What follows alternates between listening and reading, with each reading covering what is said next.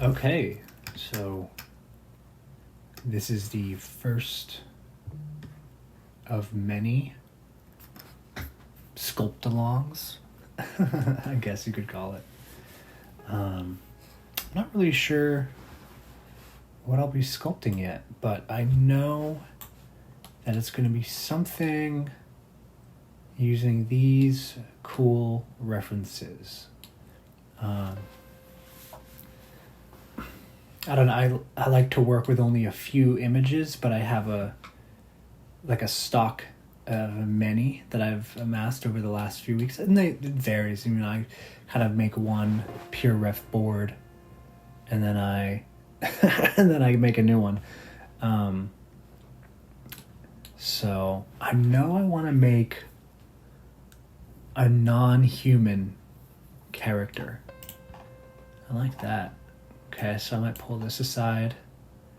Right now I'm thinking about overall aesthetic, and then once I start sculpting, I'll start really figuring out proportion and shape language. I like that too.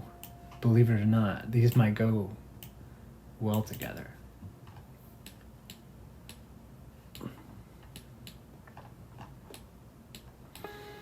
This is some AI art, I think, but I don't know. I I haven't. I don't have the same reservations about AI art that a lot of people do. I feel like similar to, how we had. I promise this is topical. How we had rind on our cheese to begin with, and then people took it off, and then rind came back, but they were charging a premium for it. I think in the same way, real art, and when I say real art, I mean art made by people, will actually have a raised value because of AI. There's going to be a novelty of real people making art. So it doesn't worry me right now. I think right now we are in an era of AI dominating the field when it comes to fast produced art. And I mean, this isn't bad. It's not it's clearly AI. I mean, that's what's, I think, also nice, is that you can tell right now, usually, when something is AI. It's almost too clean. So at least we got that going for us. But yeah, right now I'm just using some...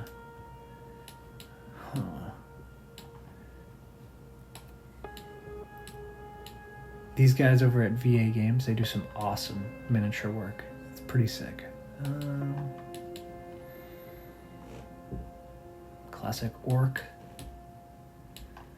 I did the same exact wolf belt thing on a character not too long ago.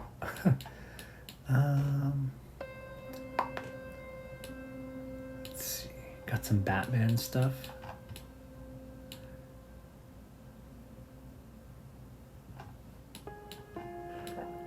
Oh, classic Chaos Masons, Marco Plouffe.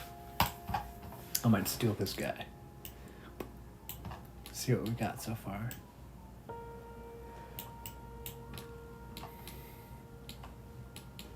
Yeah, so I'm thinking I'm ending up in the realm of armored alien guy. But I like this idea of having an alien in almost medieval armor. That'd be pretty cool. A few more images and then we'll get right to sculpting. I'm going to start with just the head, I think. I've got other projects to do today. So I'll only spend a few hours on this, and this might be the beginning of a newer project, kind of more personal. This is stuff I use when I sketch drawing references for. I've really gotten into playing around with perspective. It's been a lot of fun. So it's something I'm not the best at. So I need to look at a lot of images to copy it. So I kind of have a whole section based on drawing. Obviously, big Naruto influences. Big fan of that. This guy, I don't know who he. I wish I knew, but I follow him on Instagram. I know that. Maybe it's this guy FLTZ, but I don't think so. I think this is someone else who makes these, but they're incredible. I mean, look at that. That's just all right. I'm getting off topic. Let's see. One more for the road here. Might steal that.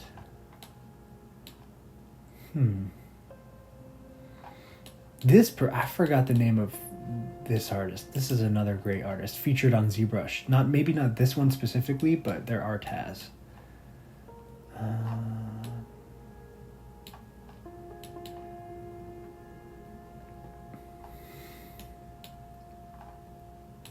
Some Alita Battle Angel stuff.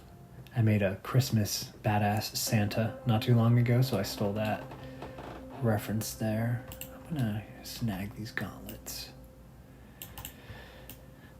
And just move this and scale it up to separate it. There you go.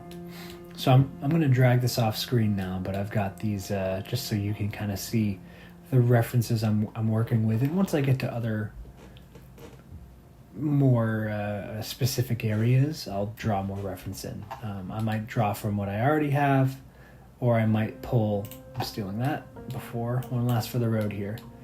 And I might draw more, from Pinterest or ArtStation or wherever. I never sculpt without using reference right now. I shouldn't say never. Sometimes I do because I just want to have fun. But when I have something I'm trying to achieve, I always use reference. I don't typically plan out exactly what I'm doing. I do I sketch it out in ZBrush, but I ultimately am just kind of flowing. I find that when I do draw references, I usually end up going far off from it anyways. So I'm cutting out the middleman and just getting right into sculpting, because my own personally drawn references or like concept art, I should say, it's not, I've been drawing my whole life, so it's not like I can't understand my own artistic communication. It has more to do with the fact that I always break off from it because I find new sources of inspiration. I like an idea better, and so it's always looking a little different. So right now I usually amass a few images to kind of get the vibe of what I'm going for. Of course, I'm stealing a lot. I should stop using the term stealing, even though that is kind of what I'm doing in terms of ideas. I'm using what other people have done, these established incredible artists, and this is what's proven to work. This is the standard, and so at the very least having this as a reference, being able to look at this and say, okay, this is the quality you should be trying to go for, is nice to have. I will say this is interesting because you can still see the polygons for this sculpt, which is something I noticed. I'm not saying it's bad. If I could pull, I think it's just been severely decimated. I don't know. If I could pull the artist aside and ask why, I'm sure there's a good reason. I'm sure there's a great reason. From far away, you can't really tell.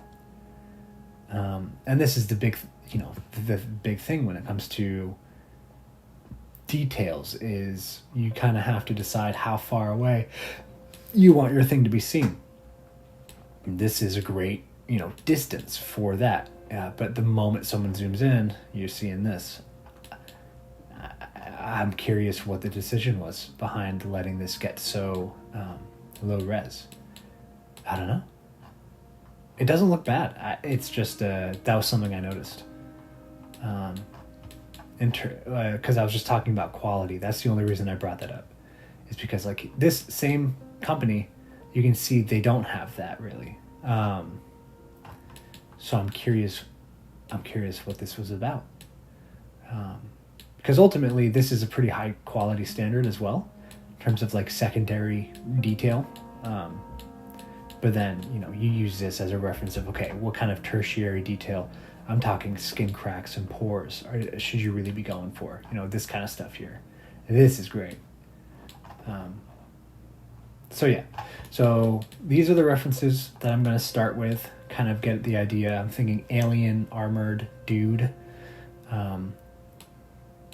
And I'm going to start with the head, I think, and that's going to give me a good idea of the direction for the rest of the piece here. So put this off to the side. I don't think you'll be able to see it anymore, but that's okay. I need to see it. So all right. So ultimately, I'm just going to start out with some, finding some proportions here, figuring out shape language.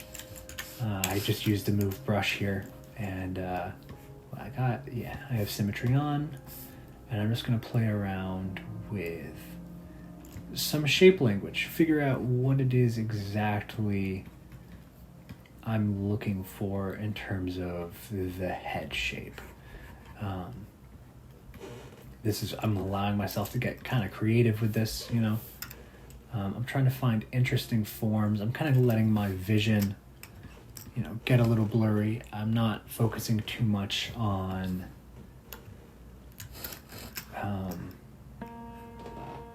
the overall detail yet.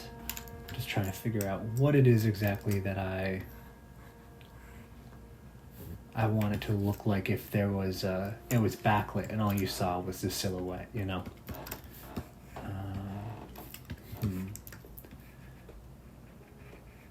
kind of triangular right now. Maybe the eyes are here. And then mask lasso, great asset to have if I'm just trying to iterate quickly. Now, I think the gizmo gets a bad rap. I'm not gonna lie. I've heard mixed things about the gizmo. I've heard a lot of people say the transposed line is superior, and I'm sure there's reasons as to why they think that. I came up using the gizmo, and it's worked pretty great for me so far. I achieve what it is I want to achieve without, I feel, losing much time. The transposed line superiority I think is an illusion. At some things I'm sure it's better, but I guess it just works with my workflow better to have use the gizmo. Alright, we're just figuring out where the neck is here. Nice, and have it kind of wide, and then it's kind of nice. I got to curve it in with the symmetry. It's a little long. I think that's good for now. Okay. Being an alien, I feel like you need to give them a big head. It just has to happen. I feel like small-headed alien would be harder to understand, because I guess when we think aliens, we think we think of a couple things. We think the grays, those big eyes, gray skin, big heads, or we think alien. Unless you've been playing Warhammer, then you might think Tyranids, but even they had big heads. So maybe there's something about having a big head that reads alien more than anything else.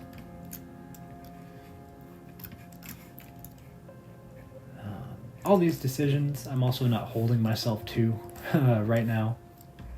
Again, this is the whole figuring out process. I'm allowing myself to find the vision rather than having a vision in my head and then going for it. Sometimes I'll do that. Sometimes I have an idea and I just run with it. Although I feel like doing art every day, sometimes you run out of ideas that are fresh, if that makes sense. So you have a great idea and you do it, but then you have to do art the next day as well, and you haven't had a new great idea yet. So during those areas, I used to just not do art. I used to just wait for inspiration to strike, but that is not the hallmark of a professional, dedicated artist. So I had to find a way to do it anyways, and just allowing myself and being patient with myself is how I was able to make this work. So I think, what do I think? I think that I'd imagine there'd be like a tubular kind of throat coming in this way, so that kind of breaks that sharp angle, and it adds a little interesting anatomy here.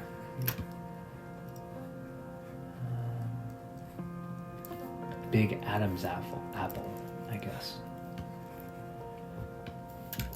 I also think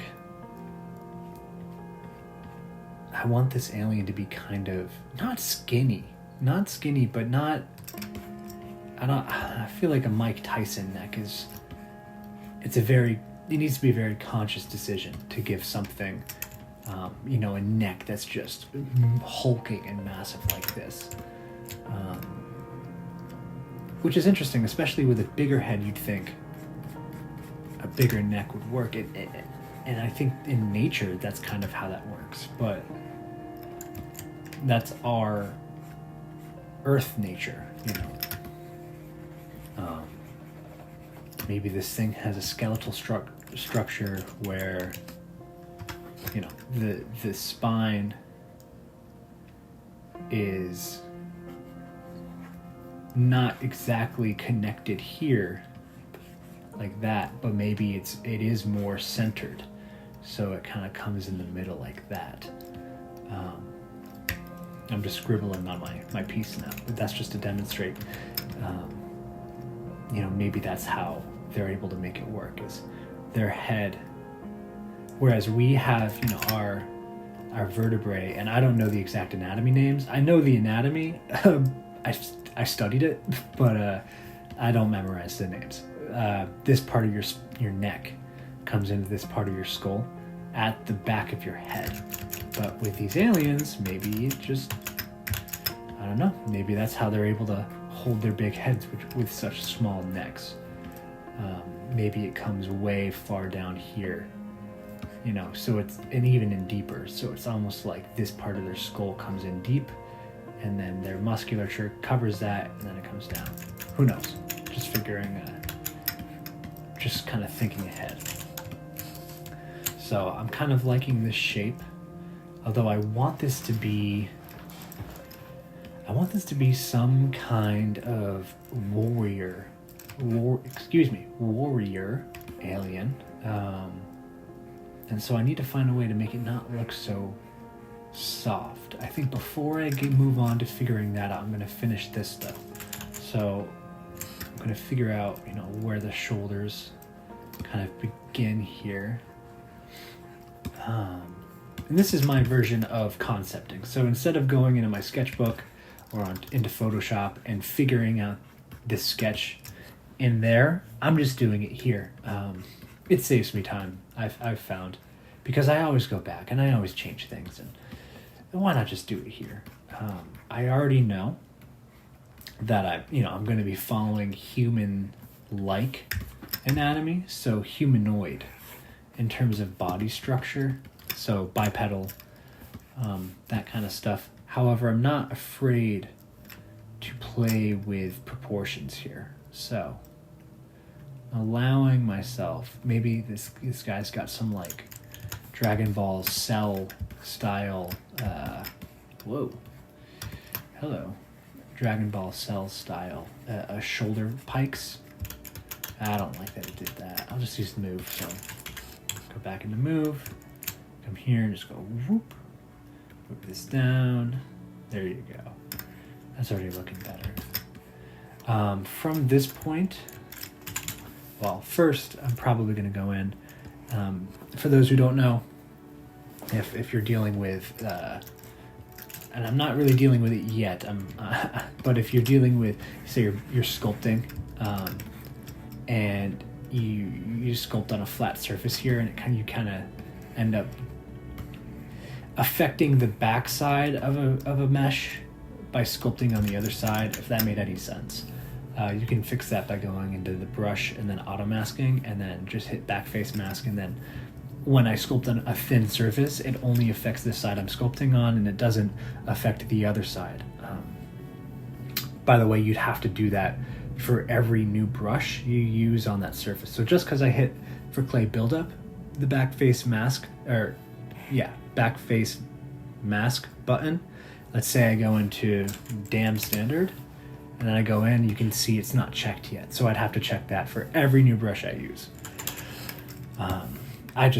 That's pretty much, I honestly should make a macro for that, just because I do that so often. Check the back face mask, but right now, whatever, I just did it through the UI. And I probably will, even though I know I should make a macro. I don't know. Sometimes just doing it is better, is nicer, it just feels nicer than automating. I have some macros, but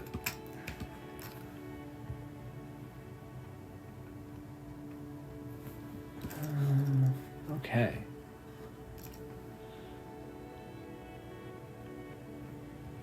Let's see.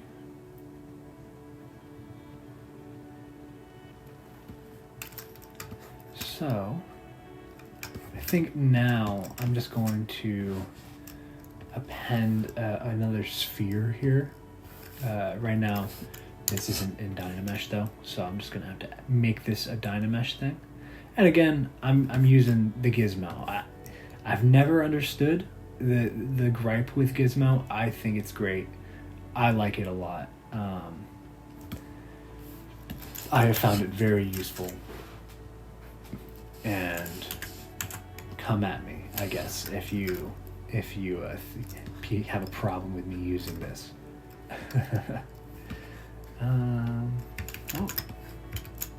Symmetry's off for some reason, so just hit X back into symmetry. And I've seen this as a pretty popular strategy for figuring things out, just using a bunch of primitives. For those who don't know, primitive, it's just the shape, so the basic sphere, cube, triangle, or cylindrical prism, or whatever. Tetrahedron, I think they're called. Those things. That's a primitive. So I've seen a lot of people kind of flesh it out with that, and then get into that. I don't know if bored is the right word, but I sometimes feel a bit overwhelmed using so many subtools to make so many different primitives that I don't know, I'm just over it. So I try to use as few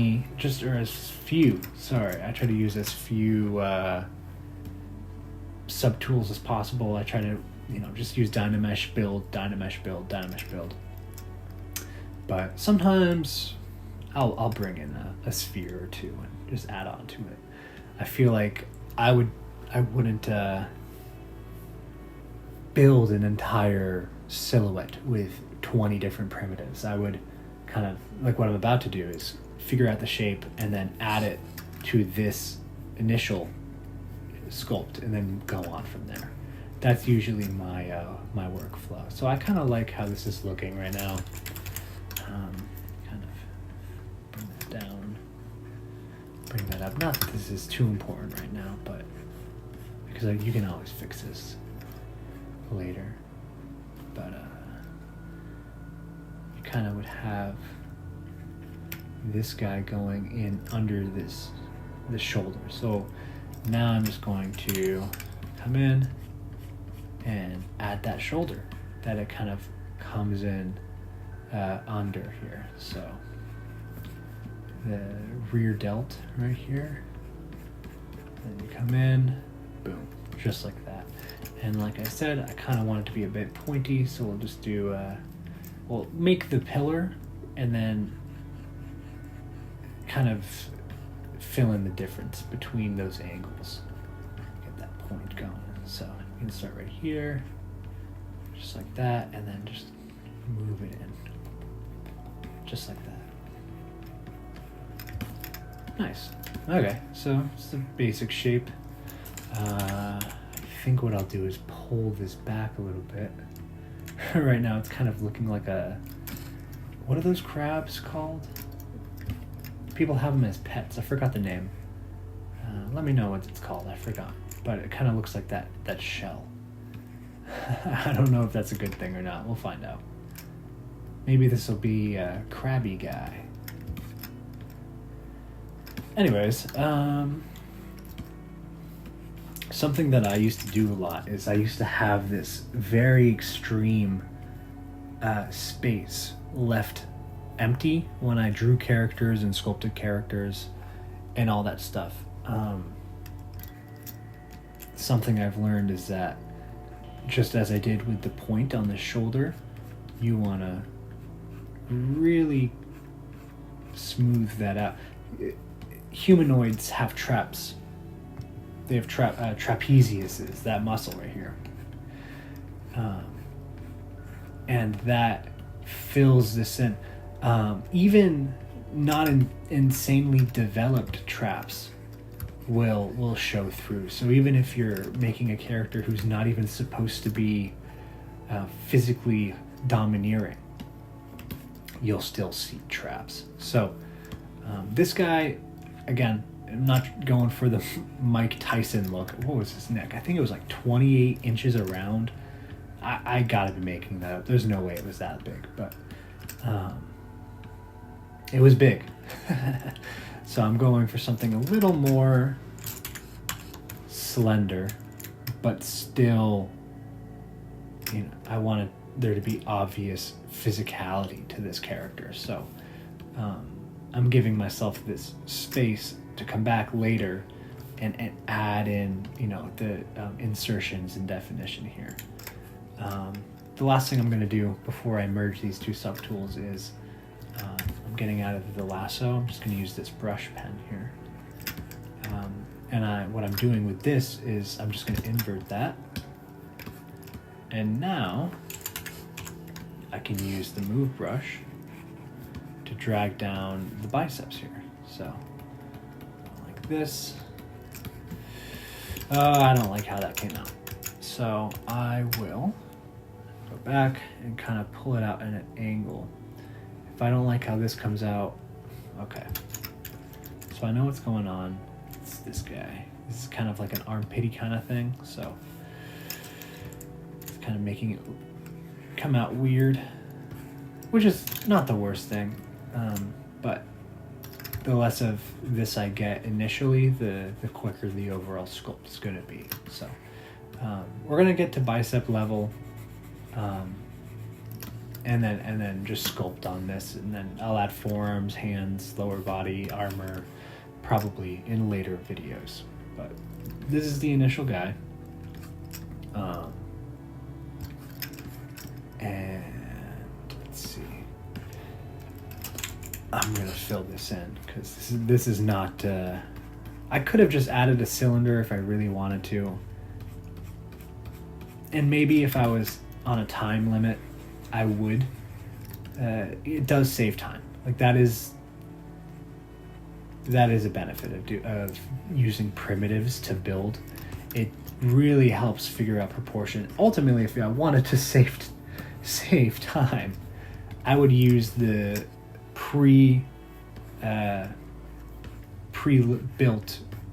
humanoid, or I should just say human, that comes with ZBrush software. You get like a base male and female and heads. And, I think they even have a dog. They have rings. If you were in the business of sculpting jewelry to make molds out of, you could have a ring base. So there's plenty to use. Ultimately, right now, there's a massive satisfaction to building my own thing from scratch, you know. And I'm doing this for me right now. If this was for a client or a project, I was making a character for a game or a movie or something, I would be using the tools I had to make it as efficient as possible. Because in those moments where I'm working, growing as an artist isn't the goal. Being a professional artist is, if that makes sense.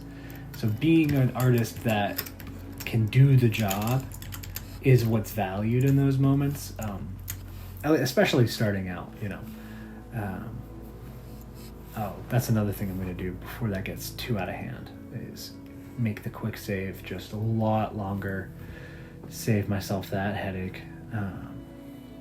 So before I add it, I'm just figuring out what I want for the chest. Again, very humanoid. This is probably where the collarbone-ish would be. Chest, it could be a bit bigger. You know, the chest really can come out, but I'm trying to find balance here because it's got a big head already, really pointy shoulders. I think I'm going to do a almost not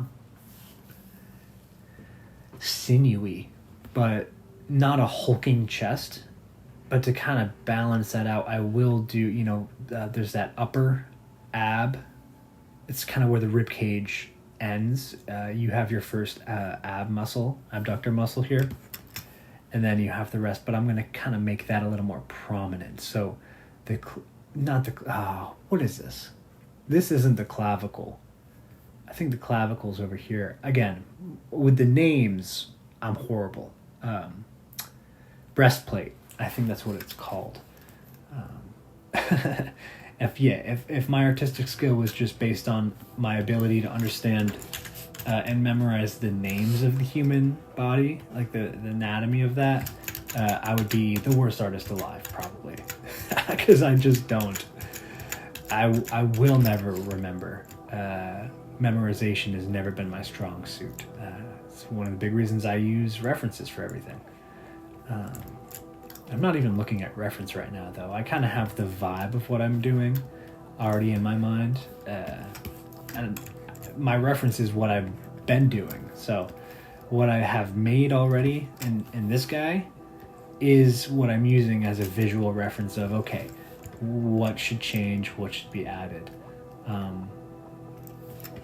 So I'm kind of figuring it out as I go here.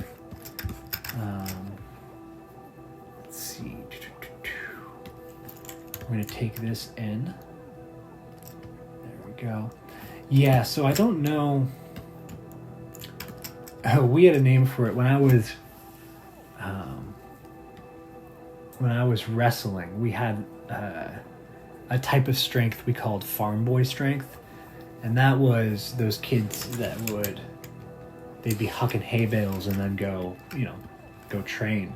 So and they were healthy, they were lean, and that was the thing, is that a lot of these kids, when I was in high school wrestling, a lot of these kids were lean and mean, is what we would say. They weren't big, but they had some strength to them.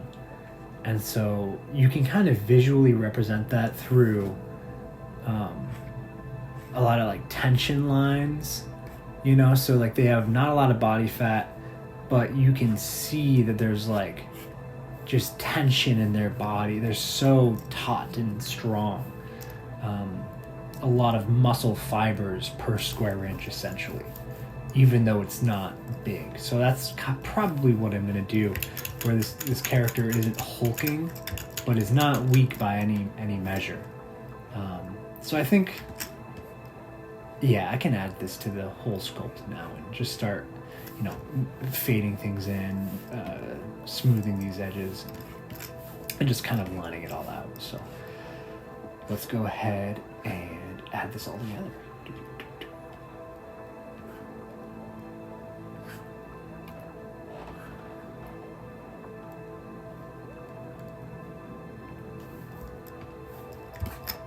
Okay, and now it's in Dynamesh already.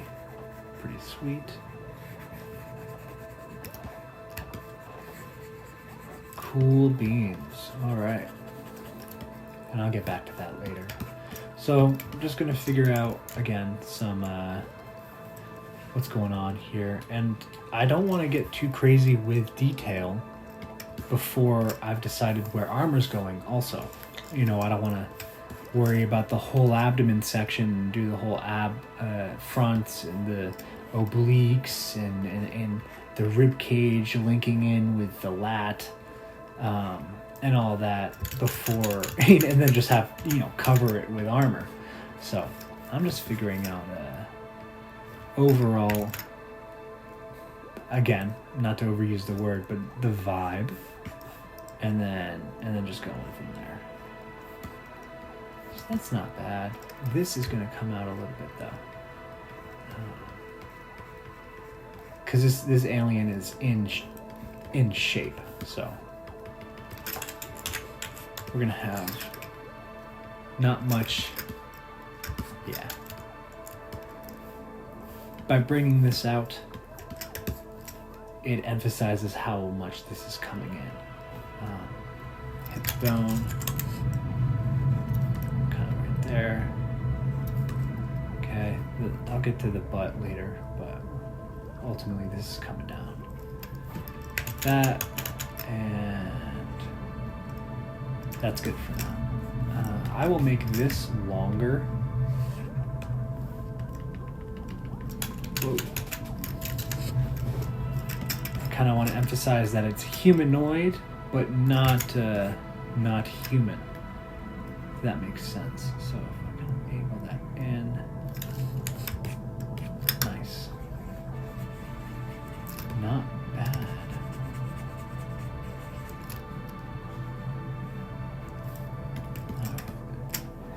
And this is a moment where this is the kind of thing that I'll do is I'll almost like taking a step back from a piece and looking at it from afar, squinting your eyes. By zooming out, this gives me a second to kind of look at the overall proportions and see what I like. Right now, what I'm using mostly as a reference image is this middle guy right here. So you can see that he's got this small, he's not hulking. So compared to this guy, who is massive, right? I mean, look at that bicep. The insertions are just insane. His forearms are as big as his neck. Oh my, and his neck. So, in terms of overall musculature, I'm definitely going to be looking at this guy, especially in here. You got that kind of like Geiger style sinew going on, but this is more the shape I'm looking for. It's the slim waist. See, his arms aren't massive, but there is definitely strength being communicated here. He's got a lot of armor, but you can see there is muscle, at least being suggested. Broad shoulders, the slim waist. So this is the kind of shape language I'm looking at as a reference. Once I get there, then when it comes to secondary detail, how the whole body kind of connects, I'm looking at that. So, all right, get back to sculpting here. I think this is a bit too long. So we'll just invert this. Okay, a little more. Not bad. And then from here, we'll probably just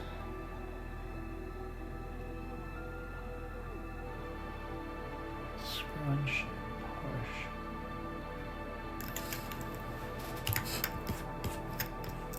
Just a little better. And I can always make adjustments here. What I'm probably going to do, and I'm just going to do this right now and see if I like this, is in the same way that I made the shoulders pointy, the hip bone, I think I'm also going to exaggerate a little bit. Looking at the reference, I see that's exactly what this artist did as well. So I promise I didn't look, I mean, maybe through osmosis I was inspired through that, but I just had that idea and then looked at the reference. So clearly it has been proven to be an idea that works, and so I'm running with it. And then just to communicate kind of, you know, the pelvic bone.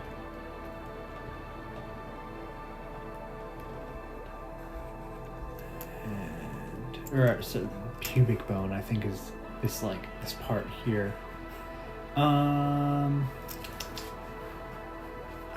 think that'll be good for now.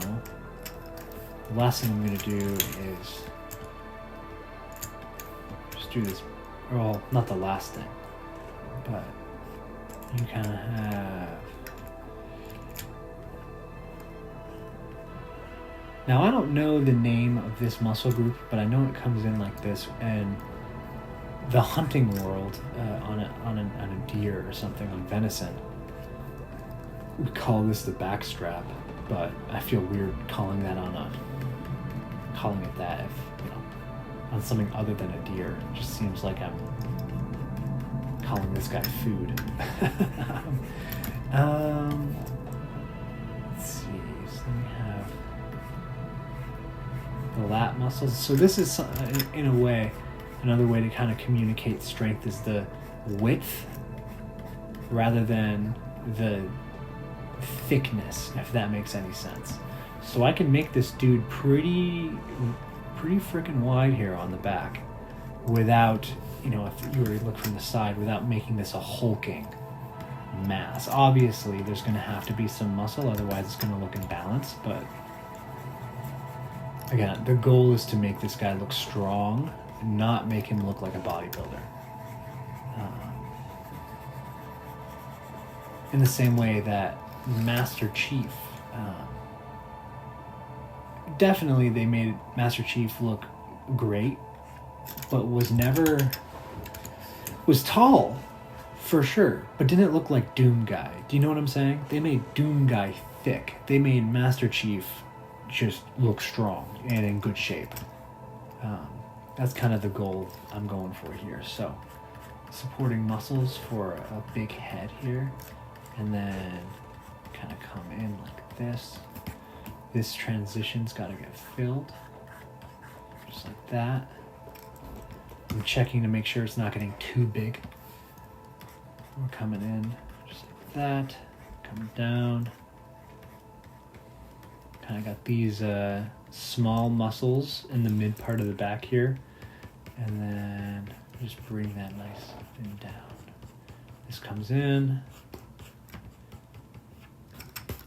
and then from here you do the glutes. I used to make them way too exaggerated when I first started sculpting. Even right now, I'm already getting a little too carried away here. All right, that's good enough for now.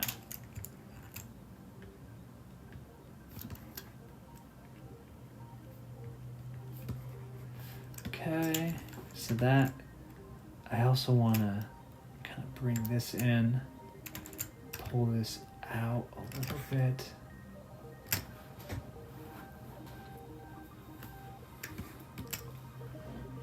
Okay.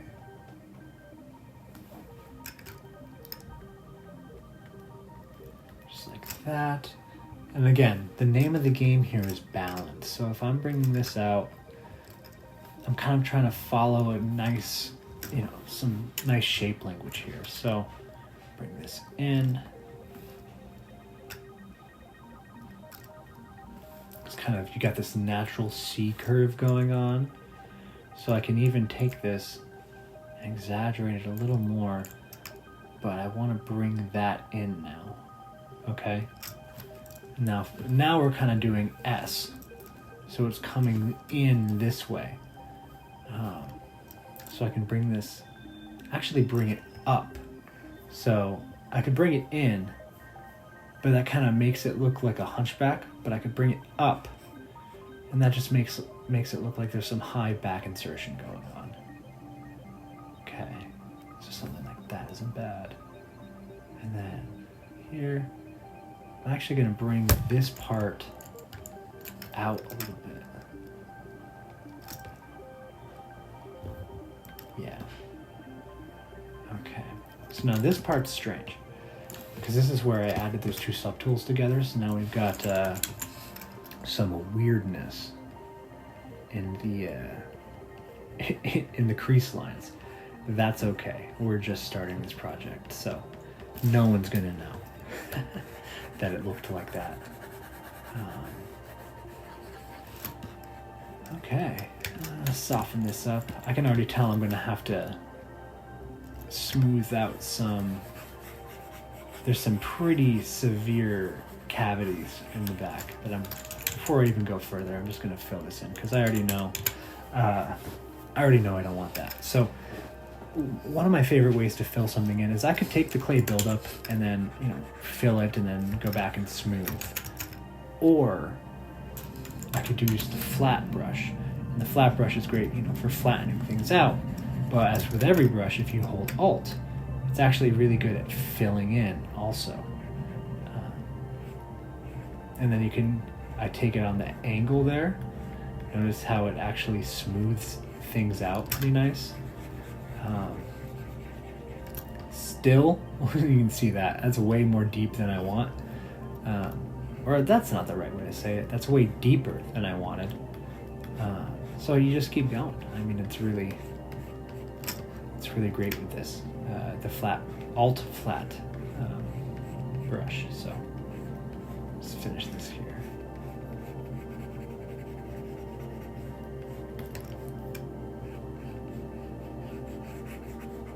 Right now I'm listening to music. I've got headphones on, but only one headphone is on, if that makes sense. So the other ear is just sticking out. And that's so I can listen to music while I work, but I don't have to worry about the copyright strike. Not a huge deal. If a video gets demonetized for me right now, because I'm not like a huge channel or anything, and this is not how I make my money. But just so nothing gets pulled down. It does have me thinking, though. I'm trying to figure out what music, because I know YouTube has some really nice music, actually. I like it, at least. I've heard people complain about it, but I like the music selection that YouTube actually gives you when it comes to posting videos. I am a fan. So I'm thinking about what kind of music I'm going to add to this, because there are moments where I don't talk. I just kind of get in the zone. This is a moment where the flat brush, as it is nice. You have I don't know exactly what kind of muscle group this is. Again, my naming of muscles is atrocious. I'm like, that one there, What muscle group is that? Oh, the one that I just drew. That's the best explanation I have. It's the one on the back that goes behind the other one on the back. Oh, that one. Yes. That's okay for now. I'm definitely gonna, of course, go back to this, but I've kind of got, again, overall, I don't want to spend 30 minutes straight on the back, get to the front, another 30 minutes, go back to the back, realize the proportions don't match, reshape, so I'm just playing around right now, just figuring it out. So I know that I'm going to use the Dam Standard brush to kind of help. I use the Dam Standard almost as I would a drawing pen as like a pencil. I can kind of draw things out how I want. It looks like Batman. And then from there, I can use the standard clay buildup, all that good stuff, and add the volume. Okay. Do I want to do the chest right now? I kind of want to do this head now. I figured I already know what's going on here. You have the abs, all that good stuff. So it's not like that's a mystery. And then you have the obliques. That's not a mystery. It feeds into the hips. As with a lot of alien stuff, you kind of want to have some interesting layering going on, some skin creases and skin folds that make it look non-human, even though it's humanoid. So I know that's all going to happen.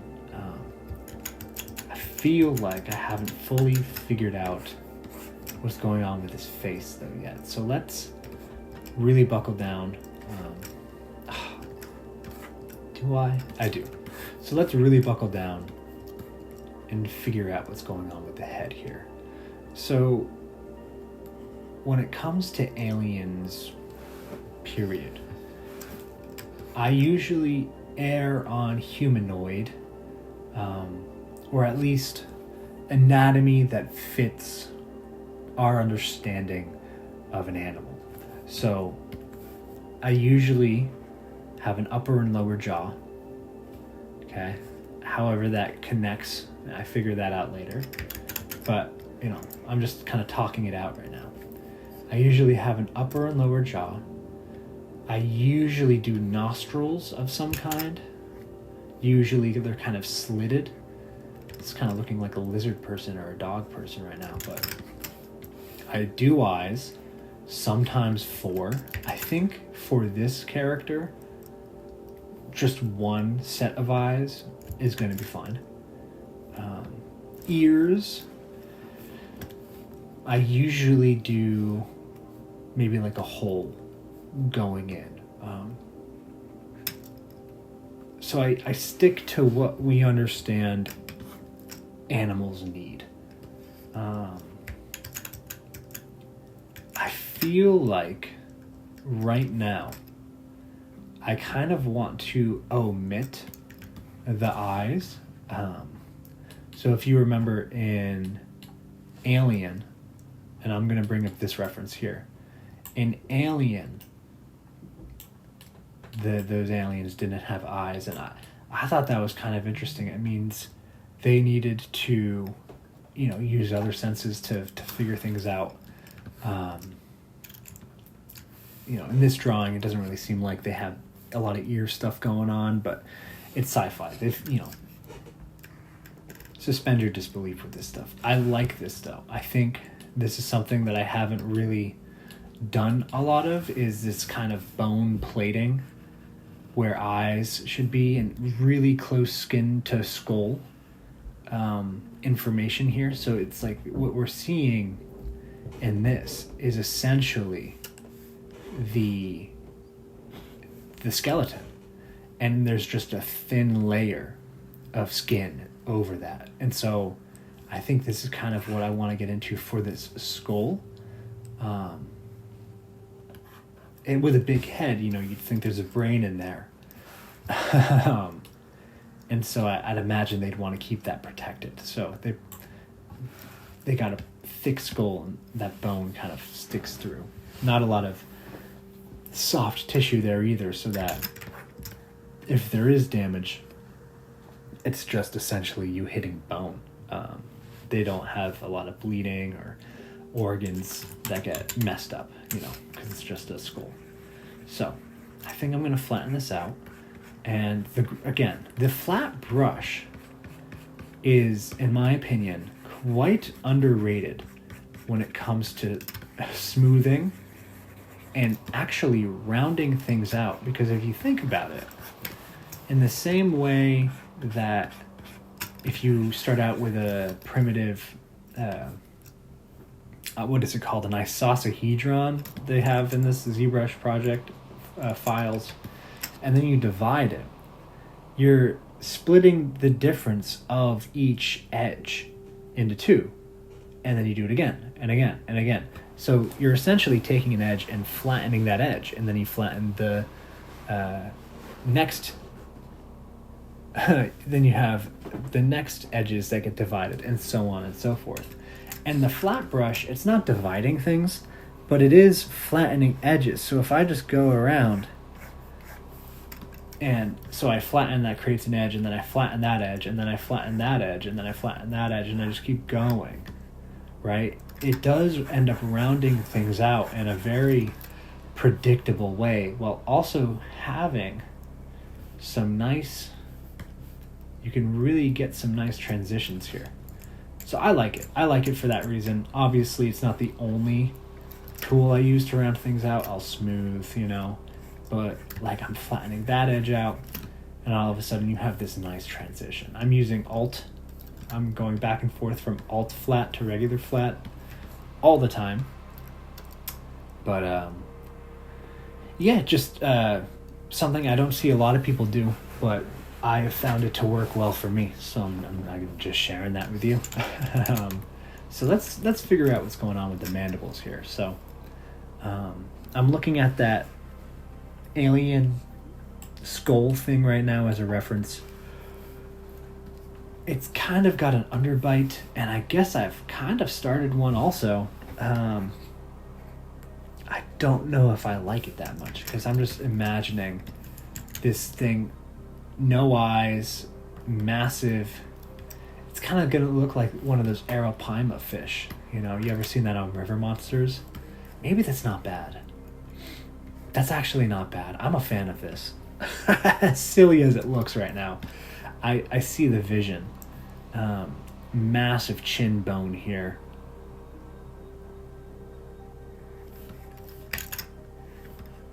Oh, yeah. Okay. So then we come up, and this is kind of where it hinges. Yeah, do I like that? Do I even want to show where it hinges? See, this is something I would draw on paper and then change my mind during the sculpt. And so that drawing in that instance would be rendered useless. And I've done that so many times. When it comes to someone else's vision, that's different. I've worked on game projects where, I actually have been the conceptor for the characters, but I had to stick to that. That it was a collective agreement. This is our character. So they would task me with coming up with 10 different concepts, and I would do them, and then they'd say, okay, out of these 10, we like these 3, and we like these specific things on these 3. Come back with a couple more, and give that to us, and then we'll narrow it down more. So I'd come back with maybe 5, right? Or whatever. And they'd say, okay, out of these 5, we like these 2.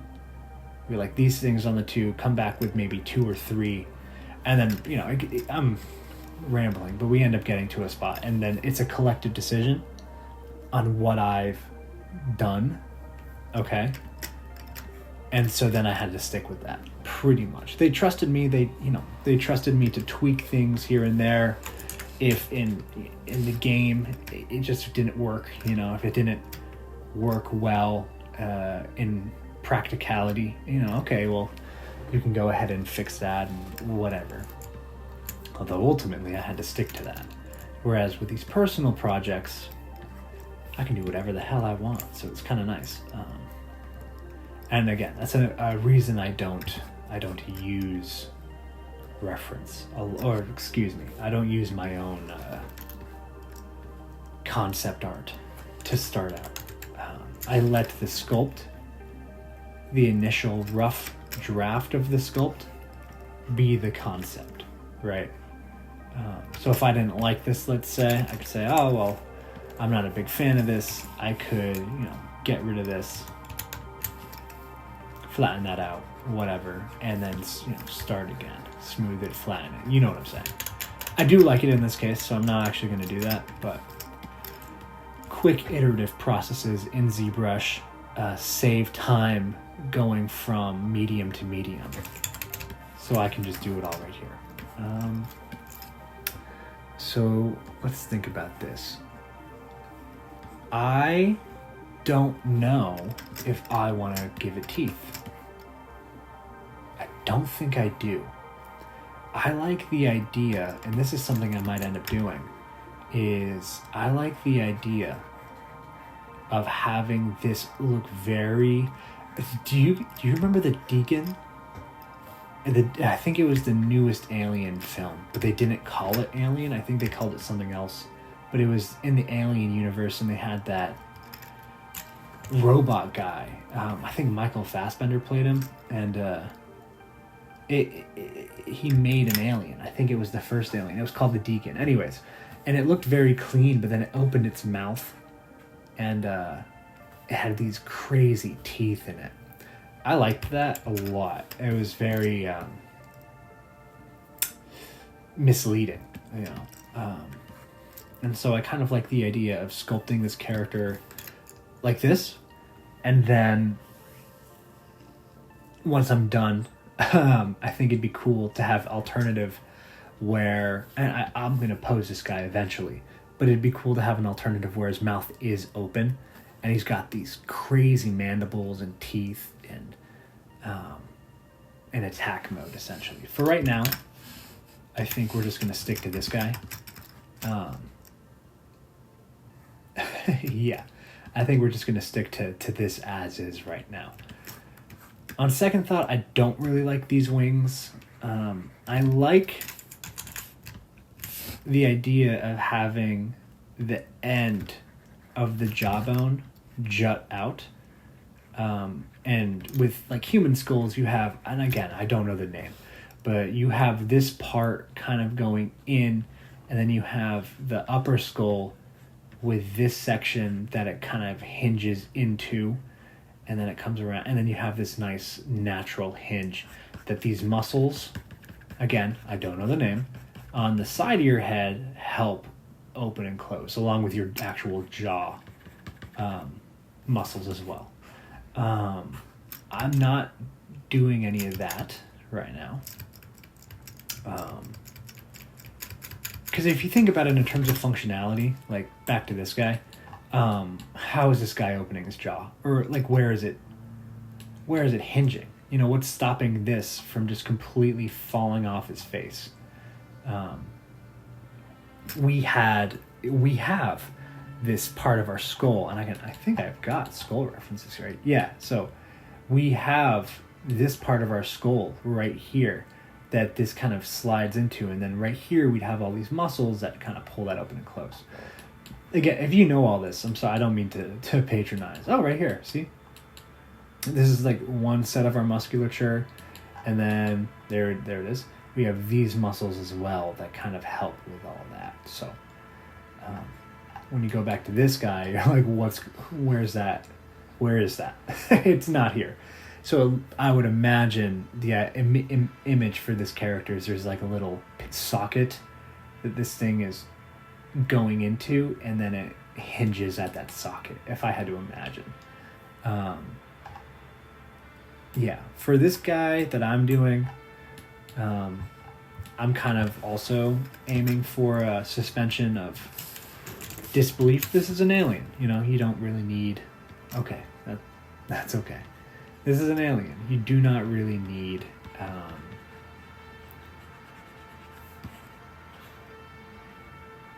all that. So, something I'm going to do as well is we're going to go to undo history. And just bump this up to the max because my computer can handle this. And I like doing those movies, you know, like the forward time lapse with F history on ZBrush. It has some really fun results. It kind of allows you to watch your own process. You can then post it. Most of the videos I do right now, I don't spend a lot of time per day on a sculpt. Usually I spend a couple hours on one because I work a lot. outside of sculpting, so I don't have as many hours in the day as I would have loved to. The dream is to have as many hours in the day as I could possibly have to work on this stuff, but that's in time. That'll come. So again, just kind of splitting this difference with the flat brush. This might be, maybe other people do it, you know, if you do this. I'm not trying to say I'm the only person that does this. I'm saying so far, I'm the only person I've seen do this. So when it comes to smoothing things out, I love using the flat brush. Trim dynamic is also pretty great for that stuff. So yeah, so this is where we're going. I'll probably spend maybe another half hour on this. I'm really taking my time here for this first part. Usually it's a bit slower, and then once I really catch my stride, I really start blocking out those secondary forms. I figure everything out. That's when things really start to pick up here. So, for now, I'm not going to worry. Whoa. I'm not going to worry too much about getting everything super smooth. I think I've figured out what I want to do, and then now it's all about kind of blocking it out. So that could be interesting. I'll revisit that later. So yeah, so I'm just gonna start doing those abs I've talked about. And so abs, I'm gonna pull in some more reference. I have these are great. So using again, not to overuse the word steel, but I have, let's see, this guy I use a lot for reference. Someone sculpted this and I'm just using what they did because they did a great job. It's very hard to see high quality detail on a person as well. You know, this was achieved by a person sculpting this, and so you can kind of see what they focused on to communicate the human torso in an effective way. Obviously, this is a person who was probably, you know, on some gear, but anyways, the abs, this is that upper rib cage I was talking about, the lower, on the upper part of the abdomen. And you have these, so I'm using this, I use this all the time as a reference, but we're also trying to go for this elongated look, and I want to keep this relatively muscle free to seem as rib cagey as possible. So I'm not trying to smooth this out too much. I will have the muscles come down, and you can see how I use Damp Standard really to sketch this stuff out. I'm not going to have it actually set right on this edge here. I'm going to give this a little bit of space in between this part of the bone, or this hard surface, this chitin, whatever it ends up being, and where the abdomen actually begins.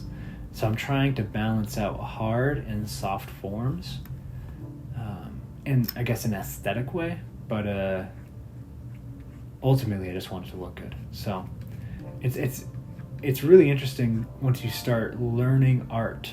And when I say learning art, I don't mean just drawing in your sketchbook. I mean studying art. Learning what you've been doing subconsciously. So, you know, subconsciously you've been making these artistic decisions, whether you're tracing, you know, so the decision is to simply, you recognize this looks good, so you trace over it. That's a great way to learn. I think that's incredibly underrated. Tracing, I mean. It's how the old masters learned, and their apprentices would learn from them. So we'll kind of even this out. Yeah, something like that. And then I'll take this. Where was I?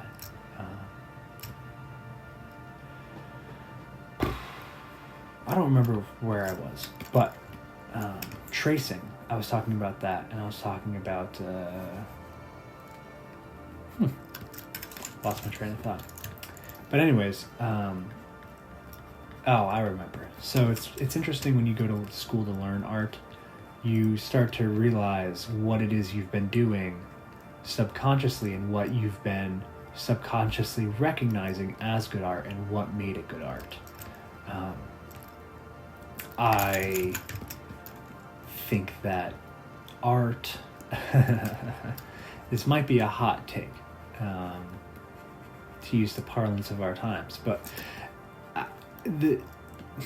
depending on the conversation you're having, I think it has to be said that there is such thing as good art, and there is such a thing as not great art, or art that could use improvement, I should say. I feel like that's a better way to say it. And that's if you're trying to achieve. So, for example, if I'm trying to get this as a one-to, I'm not trying to, but if I was trying to make this a one-to-one, so completely copy Sculpt, make my Sculpt look exactly like this Sculpt, and it didn't, I didn't achieve that goal. You know, I didn't do what I was trying to do. And so in that case, that art could use some improvement because it didn't reach its goal. My goal isn't to do a one-to-one. It's to use this as a reference to kind of stylize the abdomen of my character in a way that I think looks good based on what I am making, you know.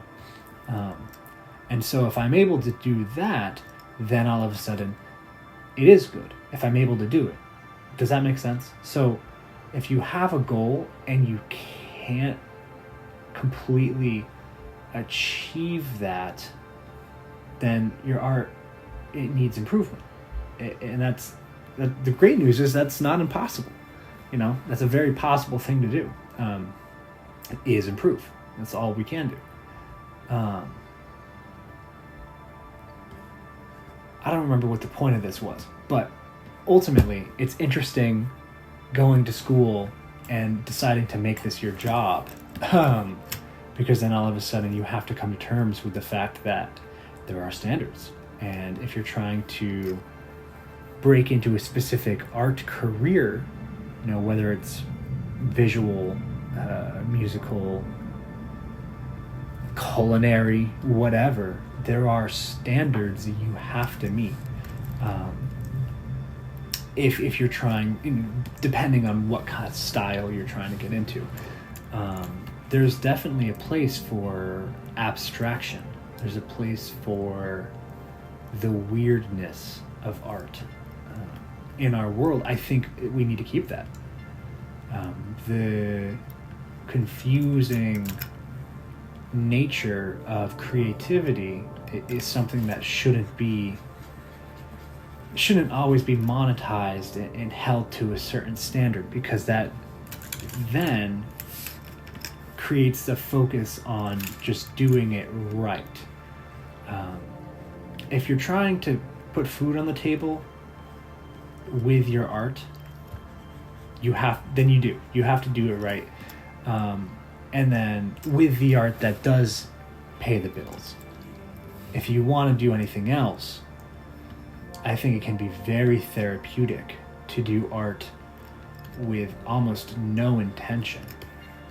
So automatic drawing, I think, is the term for that. And that's really great. That's art you don't even have to show anyone. It's for you. Those standards that you were trying to meet, you can still, you know, if you like doing that, keep doing it. That's great. But sometimes it's nice to have a break from that, and so abstract art, I think, is a nice break from that. But that was really something that I took away as as an artist, in art school. I studied 3D art. So specifically, I studied video game art. So I was working on video games and animation.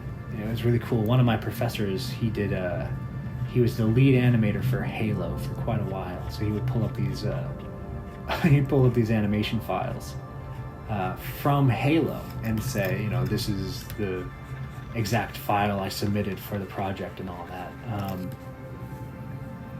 which was pretty great. That was really funny, and no matter what what the subject was, he'd always find a way to remind you that he once worked on Halo.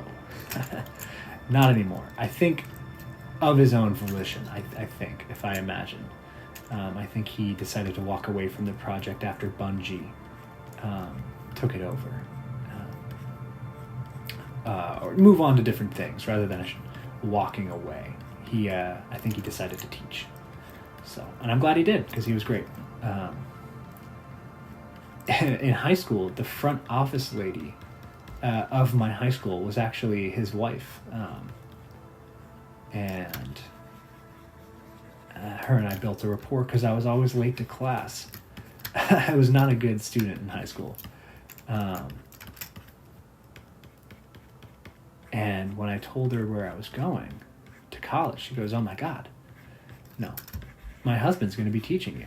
And so me and this professor had a nice relationship before I even really started. I knew his wife. Her and I had built a nice rapport, like I said. So where was I going with this? Oh, well, just going to school for art. So video game art, we were still held to a artistic standard. We had to take drawing classes. We had to understand what made something good. And in high school, and if you're being self-taught even after high school, and maybe even in, an oil painting class that you signed up for, that's not for a specific academic, credit. It's not an accredited course, but it's something you're doing. Even in those settings, you might get the message that, art is not meant to be this perfect thing. I think there is a space for that, but I do think also that if you want to make it what you do full time, then there are standards, especially if you're trying to get hired somewhere. And the good news is, and this is something another professor, one of my character art professors, really honed in. And this is a guy who he knows his stuff. He's worked on some really, really big projects. He was trying to motivate us. He goes, there are a lot of, if you go to ArtStation, let's say, it can be very overwhelming. You see all that stuff and you go, oh my God, how am I ever gonna, get to this point? But the good news is that you can see the quality you need to get to. It's a quantifiable goal. You can see what the finish line will look like. And so you can literally track yourself as you make more progress. You can go back and look, compare and contrast to what you've been doing. And you can go, oh my God, I've come so far. My what I've done does not look too different from this latest ArtStation post with 10 billion views or whatever. I mean, that's more people than there are on Earth, but you understand what I'm saying. You can see progress as you get closer. And what he went on to say is the actual difficult part of being an artist isn't reaching that point. That it takes time for sure, and practice, It's not like you wake up, you know, and just because you really wanted to, you got that good, you know. But the good news is you can do it. Where it really gets incredibly difficult is when you get to that point. Now you're in the realm of the unknown, you know. Now all of a sudden you're going, how the heck do I make it past here? I don't even know what that looks like, you know. And so that, I think, is where not losing your creativity as an artist. So I'm talking about that part of you that can make art that's not really set to a standard, you know, maybe other than your own. That I think keeping that is important in those moments, because then you've gotten it to a standard of quality that is recognizable. Now it's time to add parts of yourself to this that make it unique. I think I'm still getting to that point personally. I'm still always chasing that standard. For myself, it's always been something that never came completely natural. I've always loved making art and being creative, but for some reason, it almost never felt completely natural to do that. And I know that sounds silly, but I was always more interested in, I don't know, I've always been an active guy, and you know, where a lot of people were able to, especially as a kid, sit down when they were, you know, my artistic friends, they could sit down and just do art for hours. I mean, that's all they did. You know, I could maybe do it for an hour. You know, I'm talking like as a kid. I could maybe only do it for an hour, and then I had to go do something else, you know. Now, I know I've just built up the discipline to sit and work for, you know, I could work for 8 hours if I really had the time. I probably would. But right now, I just I don't have that time, and it took a lot of, I guess, dedication. You know, I just decided that I was going to do whatever it took to get to the level I'd like to be at. You know, this is, I think, my junior year of college. I came to that determination that I am going to be an artist, and that is it. So it wasn't even until, you know, about my junior year of college that I had really fully decided, or committed is probably a better word. I had fully committed to be an artist at that point. And it wasn't until, you know, I was already over halfway through my college career. You know, I wanted to be an artist, and that's why I went to college for it. But I hadn't fully committed to doing what it meant I had to do if I really wanted that. And then some people, you know, from a very young age, they did. They were, whether they knew they were doing it or not, they had decided that they were going to spend hours. They weren't going to go outside. You know, they weren't going to go hang out with friends. Or even if they did, they'd bring their sketchbook, you know. They were drawing in class. They were drawing, you know, during recess. They were drawing, you know, in high school. They're drawing during their lunch break. They just never stopped. And then those people are the ones who you see, you know, right out of high school. They're blowing up online, and I mean, it's great. But it's not an impossible thing to do.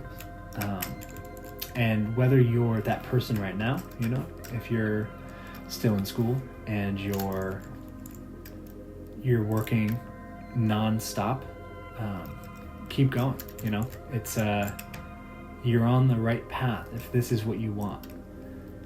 And the inverse, if you're someone who is interested in art, but you just aren't fully ready to commit your time and energy to it, my recommendation is not actually to suck it up and do it.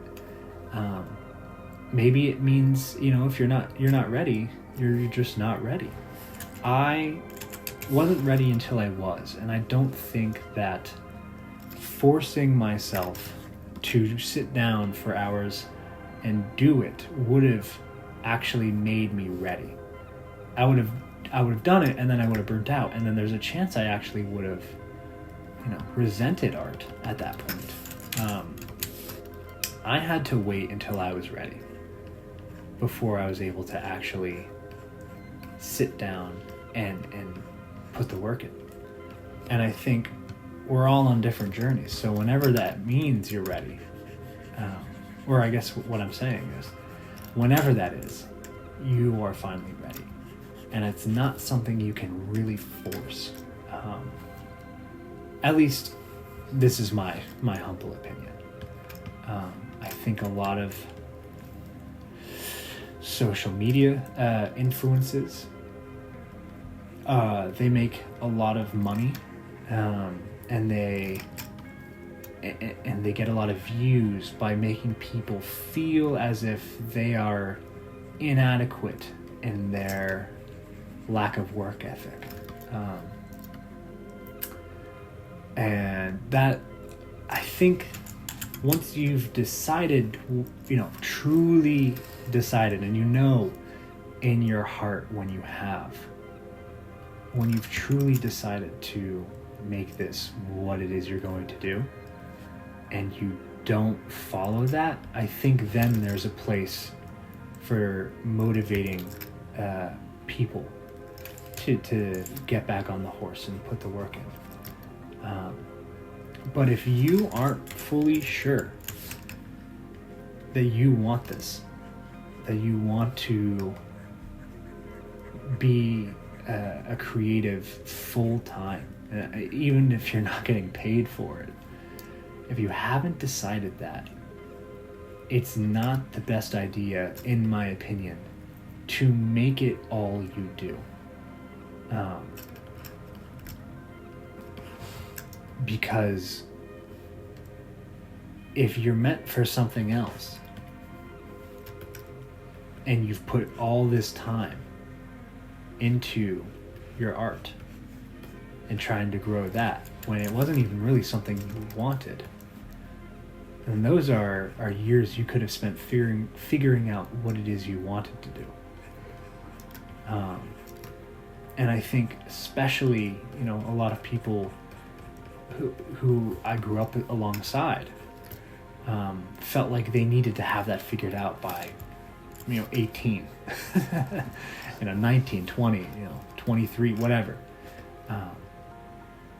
And it's kind of like, my dad said when he met my stepmom that he just knew. When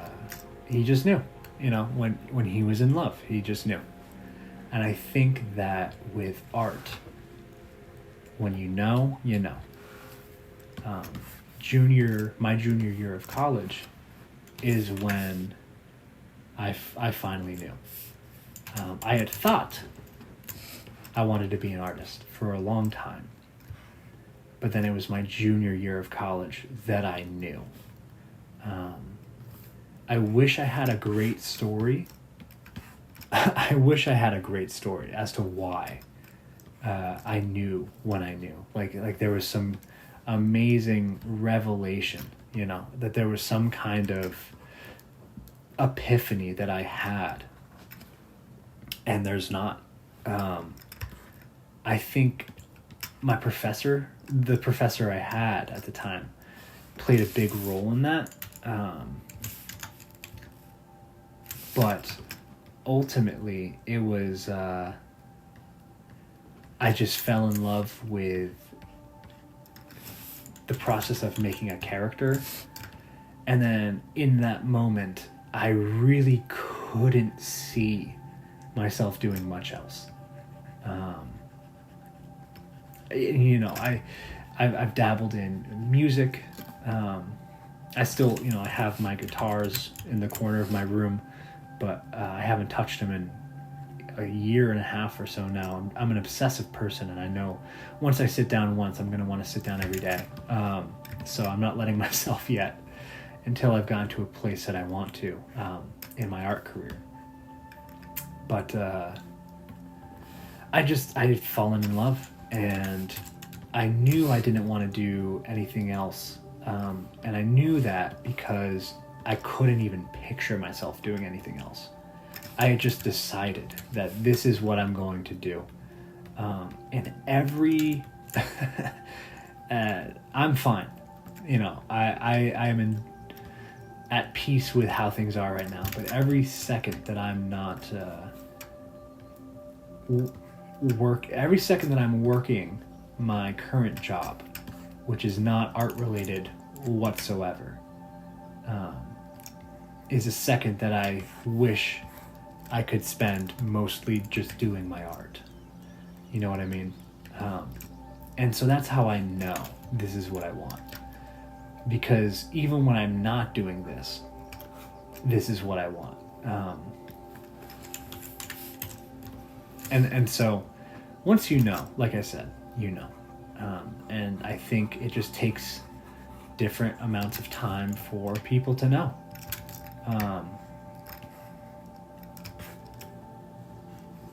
And so, yeah, if you're someone who just started, or you've been doing this a long time, or whatever, you can probably attest to, if you know this is what you want to do, you know.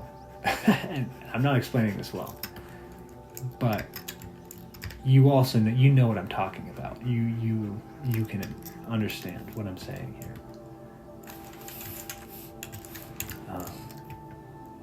I think that professor was really great too.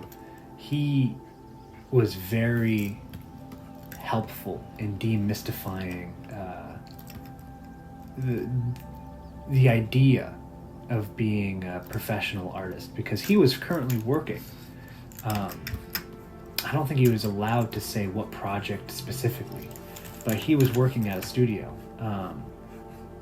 and full time. So he would work. I mean, this is incredible.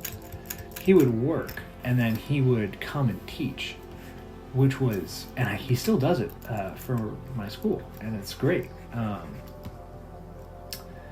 And that's what he did. And he would come from work, and then he'd sit down, he would teach, but then he'd also basically do a big Q&A with us, because he was boots on the inside. We would, what's the environment looking like right now? What's any job prospects, this and that and the other thing. And he would answer very patiently. And he was great. He was very clear, though, and I think this was another thing that kind of helped me decide. He was very clear how much work it was going to take. And he said, if this is what you want, then this shouldn't be a problem. If this is what you want and you're going to do it for free for a long time, and you're okay with that, the idea of doing it for free for a long time, then you'll be fine. And I thought about that. I thought about doing this for free for a long time. And I had zero problems with that.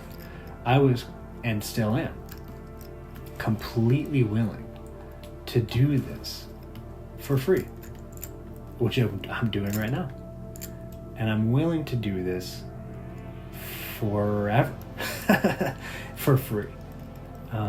And the good news is, if I do this for free for a long time, there's probably a great chance that at some point I'm not going to be doing it just for free.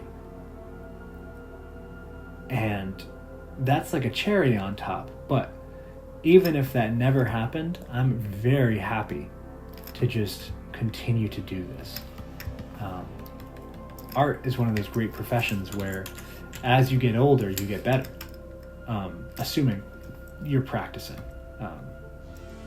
and you stay on it. You don't get better by not doing stuff, although sometimes coming with a fresh set of eyes can be nice.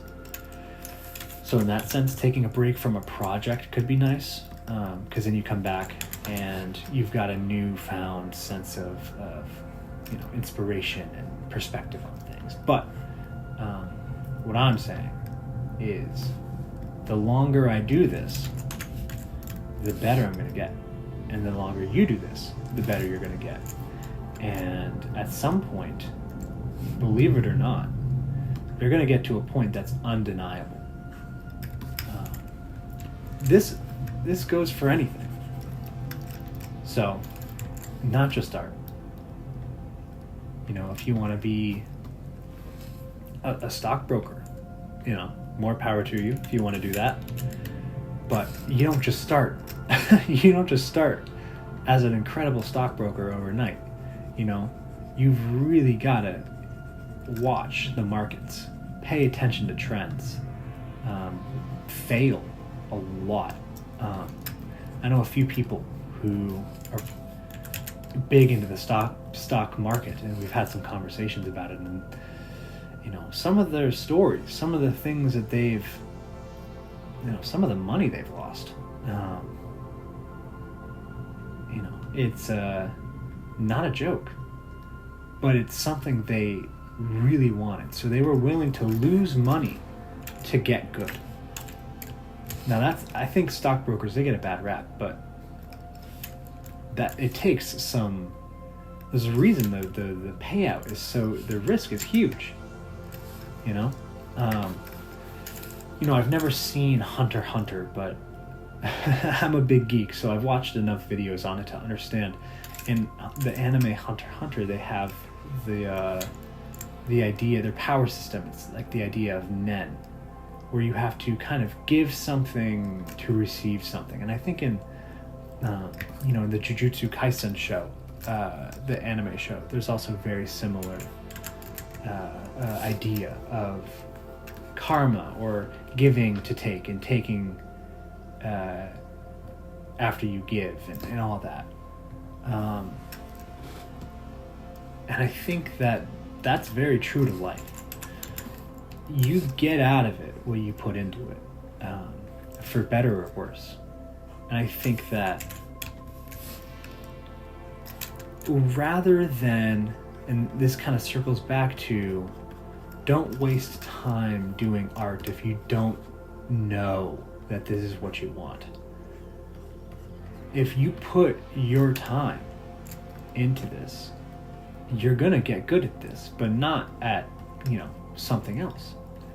Let's say you were on the fence between cooking, being a professional chef, and being an artist, being, say, an oil painter. And you go, well, let me try oil painting for a lot. Like, maybe I'll cook at home, but I'll take oil painting classes and I'll spend money on that. Well, you're going to get a lot better at oil painting. But then what happens if a few years down the line you realize cooking is really what you wanted to do, and you put all your time into art, oil painting, when really that should have just been a fun hobby? And now you've, lost a few years. And it's not the end of the world, I'm making it sound like it's an extreme issue. If that happens, that's okay. But to avoid that, why not paint at home and cook at home and see what you end up doing more of, I think that rather than sitting and waiting for the understanding of what you should be doing to hit you, just do the things that you're interested in until one or a few of them click, and then take those things and keep going. What now? Like, out of these two things, what do I like more? Out of these three things, what two do I like more? It's kind of like when I was making that concept art piece for my team. We had a few ideas and we narrowed it down to one. That's kind of what you should do with what it is you want to be doing with your life, in my opinion. I mean, I'm just a guy, so take what I say with a grain of salt here. But yeah, I think going to school for art was great, but maybe a problem was it made some people feel like all they could do was art. And what I mean is, some people I went to school with, you could see they've decided they don't want to be artists. I mean, they want to keep making art, but they don't want to be artists. They don't want to embrace what it means to get to a point where this is what you do full time, and to reach the point that they want to reach in reasonable amount of time, and that's fine. I think that it's actually great, and it's a good thing to know what you do and don't want. But now some of them, because they went through a program for 4 years, they're only 22, 23. They feel like this is what they have to do. And the good news is that's not true. I was just getting a haircut, and I used to go to barbers, but man, barbers, no knock on it if you're a barber out there. It is definitely an art form, but at least the ones I was going to, they had a tenable understanding of, tenuous understanding of longer hair. I have not incredibly long hair, but just longer hair, medium length, I'd say, for in general. And I went to a salon finally. There was bow ties on the wall and everything was pink. So it definitely took some adjusting to get used to that vibe, but I did, and it was fine. And the hairdresser and we were talking about, life and whatever. And she told me that she went to school, or she didn't go to school, but she was a wedding planner for quite a while. I think right out of high school. She went to college. She did go to college, she said. But then she became a wedding planner. And then at 27, decided she didn't want to be a wedding planner anymore. It was too much stress. It was too much anxiety for her,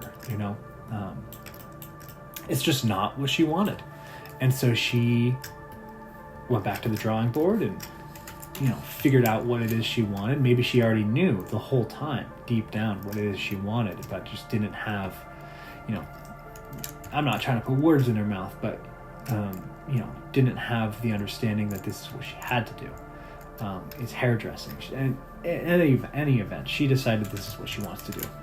And that was at 27, so you can definitely restart your life pretty much at any point, unless you've got responsibilities that are unavoidable sometimes, and you just have to stay with a job because it pays the bills. A lot of people find themselves in that situation, which is tough. But even then, you can still slowly change your profession. Everyone's life situation's different, so our time frames are different. But if it's something you really want, does the amount of time it takes you to get it really matter? Unless it's like you need to figure it out before you go bankrupt or something. At that point, sometimes pressure creates diamonds. So maybe working under pressure is a better option for you. For most of us, I'd say it's just unnecessary stress. If you're healthy, and you're motivated, if you just put the time in, you're gonna get to where you want to be. It's almost, you can imagine it as an unavoidable fact. It's a matter of, when, not if, you're gonna get to where you want to go. And why think any different? So the character professor I had, who was very impactful for me. This was, I was studying abroad. And on the main campus, there was a lot of, how do I put this? A lot of people warning you if you were trying to go into specific fields, trying to advise you against it for the sole fact that it was going to be hard. I understand where that came from. I really do. It came from a place of caring, so it's hard to be upset about that, because the teachers, the professors on my main camp, they were great. They really cared about you. They wanted you to see you grow, get better, to achieve what you wanted, and they were very encouraging in that aspect. But I think that under the notion that we should get something right out of college, they would shy against going into specific fields because you might not get a job right away. And you can get a job at like a restaurant serving tables, making bagels, cookies, pastries, whatever, being a cook, being a cashier, you can get those jobs. But the jobs that we were looking for, the art jobs, if we went down certain avenues, might be difficult to achieve, and I never understood why that would ever stop someone. Before I went to college, and even during college a little bit, I was working those jobs. So it wasn't the end of the world. And the only thing that would really, the only damaging aspect of going back to that job after college was maybe it hurt your pride a little bit. But I'd rather have a little bit of a wounded pride while I am going after a goal than have a job that I didn't really want and waste years of my life thinking that this is what I should have. I just decided not to fall for that trap. I'm in a fortunate position though where, I don't have a family to feed. I say fortunate in the sense of that's just not what I want right now. I'm not saying having a family is an unfortunate predicament. I'm just saying, if it's not what you want and you have it, that can sometimes, that's a tough pill to swallow on occasion. So I'm able to, I get off work, I clock out, and I sit right down and I just get to work, I'm very, very, I feel blessed in a sense. I feel very lucky that I'm able to do this. There's some people out there who do not have the option. And so, it can be that can be a tough pill to swallow. But let's see what we're looking at here. So I think I'm gonna do a little more for the face. And I'd probably call it quits for now. I think so. For now. We're gonna get back to this guy later. I've realized I was talking about not getting too crazy with the detail. I realize I'm starting to get a little specific with certain things, and I'm exaggerating and adding some muscle groups that don't exist in human anatomy, but that's fine. It's kind of fun. I like this. Very, not hulking character, but incredibly defined, showing strength without excessive size. You know what I'm saying? I like this. We might end up going for an almost bio armor. And this is what I'm saying when I was talking about how when I draw a concept piece, when I'm doing a personal, just fun sketch project, I end up going against what it is I drew. I'm talking about bio pieces as armor. These are all add-ons, so it's kind of more like this guy. I mean, you can maybe imagine this is a biological, like a chitin, as like an insect would have, but maybe not. Either way, I allow myself the freedom for these projects to kind of have fun and let the creative juices flow. I'm going to finish the head. Okay, I'm going to finish this guy. I'm going to kind of add some detailing here, get a good idea of like what the general shape is going to be. The illusion of detail, one could say as well, and then probably call it good. So I'll probably shut up now and just have this part time lapse through.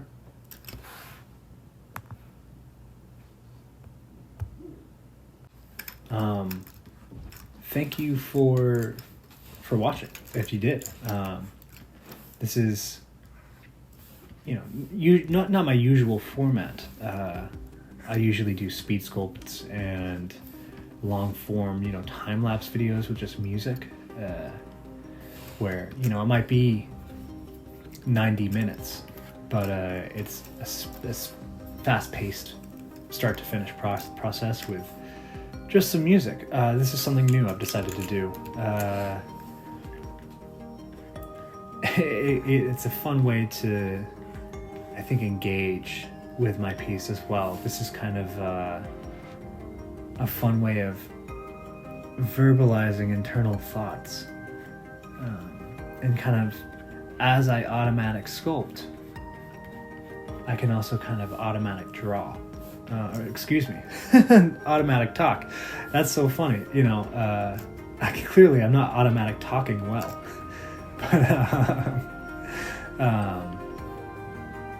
but yeah, if you liked this, make sure to go ahead and follow, because I'll be doing a lot of these. And then if you're interested in how this guy comes out, you can make sure hit that follow, and I'll be back at this guy tomorrow. So I hope your day or night, the rest of it, goes well, and I'll talk to you next time.